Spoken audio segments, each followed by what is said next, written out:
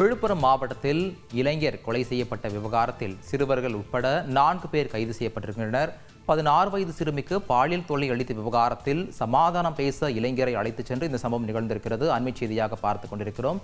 இது பற்றிய மேலும் விவரங்களை வழங்குவதற்காக எமது செய்தியாளர் ராஜசேகர் இணைப்பில் இருக்கிறார். ராஜசேகர் வணக்கம். இது பற்றிய முழு விவரங்களை பதிவு பண்ணுங்க. நிச்சயமாக. அதாவது படிச்சு முடிச்சிட்டு வேலையே இல்லைன்னு இனி கவலைப்படாதீங்க. பிரதமரின் வேலை வாய்ப்பு உருவாக்கும் திட்டத்தின் மூலமா நீங்களே பல பேருக்கு வேலை கொடுக்கலாம். ஃப்ரீடம் ஆப்பை டவுன்லோட் பண்ணி தெரிஞ்சுக்கோங்க. கடந்த 8ஆம் தேதி கோட்டக்குப்பம் அருகே கீழ்புத்துப்பட்டு பகுதியில் கடற்கரை ஓரம் ஒரு வாலிபருடைய சடலம் கரை ஒதுங்கியது.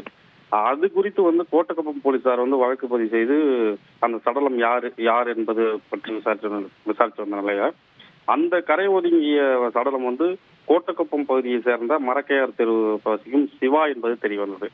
மேலும் தொடர்ந்து இந்த விசாரணை நடத்தி வரும்போது சிவாவிற்கும் அதே பகுதியை சேர்ந்த சிறுமி ஒருத்தருக்கு பாலியல் தொல்லை கொடுத்ததாக முதற்கட்ட விசாரணை தெரிய வந்தது. அப்பொழுது நடைபெற்ற அந்த சிறுமியினுடைய உறவினரும் சிவாவிற்கும் பிரச்சனை ஏற்பட்டதாக தெரிய வந்தது. இது குறித்து முன்விரோதம் காரணமாக அப்பொழுது சிவாவுக்கும் அவருடைய சிறுமியின் அண்ணனுக்கும் தகராறு ஏற்பட்டதாக கூறப்படுகிறது.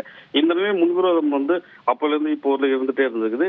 இதுக்காக பாத்தீங்கன்னா அந்த சிறுமியுடைய அண்ணன் தன்னோட நண்பர்களோட உதவியுடன் சிவாவை தீர்த்து கட்ட பிளான் செய்தாங்க.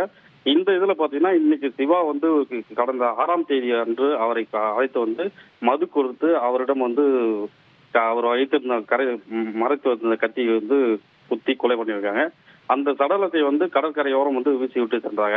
இந்த நிலையில போலீசார் விசாரிச்சதுல 16 வயசுக்கு பெண்ணை பாலியல் தொந்தரவு கொடுத்ததாக கூறி இதனால இந்த கொலை நடைபெற்றது அந்த கைதான 20 நாள் தோறும் வாக்குமூலம் கொடுத்துருக்காங்க.